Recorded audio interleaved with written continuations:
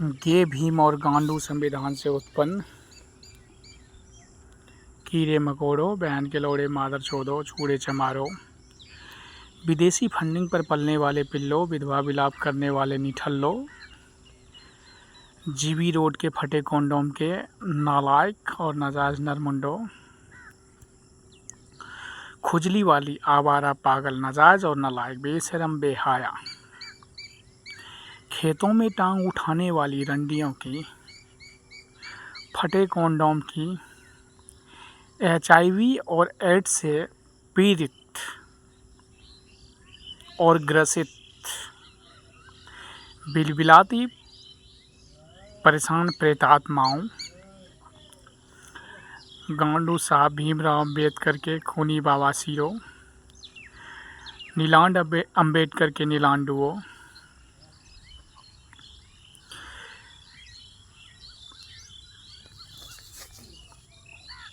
मैं तुम्हें बता दूं कि तेरी ऐसी तैसी तो हमने कर दी, ना केवल तेरी बल्कि सिस्टम, संविधान संचालक और जय भीम के तमाम समर्थकों की।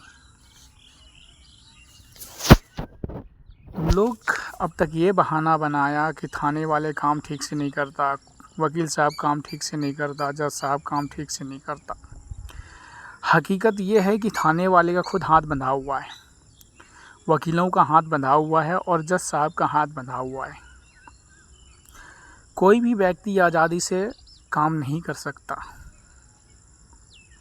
और इन चीज़ों से मैं अच्छे से अवगत हूँ। और जो आज़ादी के साथ काम नहीं कर सकता, जिम्मेदारी के साथ काम नहीं कर सकता, वो कितना अच्छा ड्यूटी परफॉर्म करेगा ये किसी और से नहीं छिप सकता। क्योंकि हम हर उन हालातों से अवगत हैं जिन चीज़ों को संविधान के थ्रू इनको छिपाया गया है। और हाँ, हे हिंदुस्तान के तमाम पवित्र आत्माओं, मैं आप लोगों को स्पष्ट कह दूं कि किसी को उम्र कैद की सज़ा मिले या फांसी की सज़ा मिले, इसमें आप लोगों की गलती है।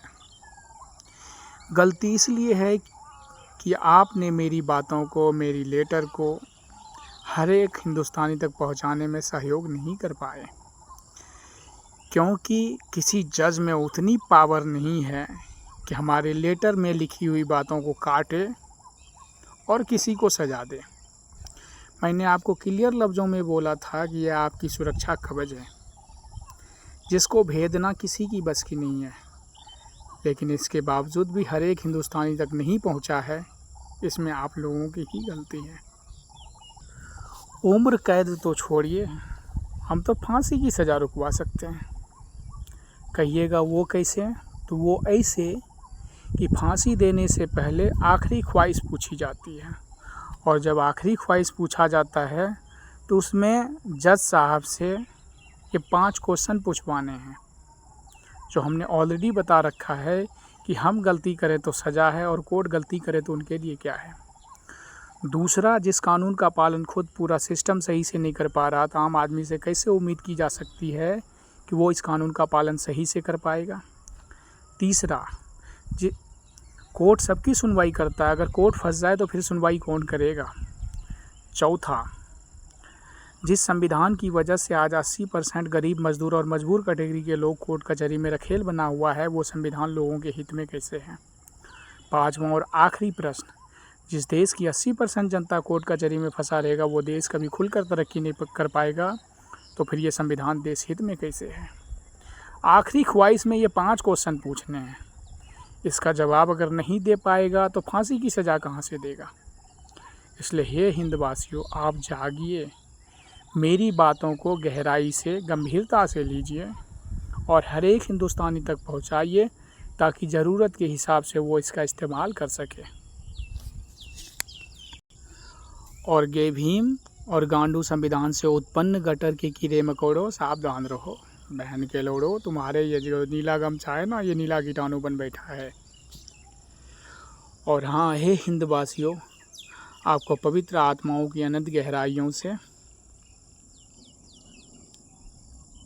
कोटि कोटि नमन है।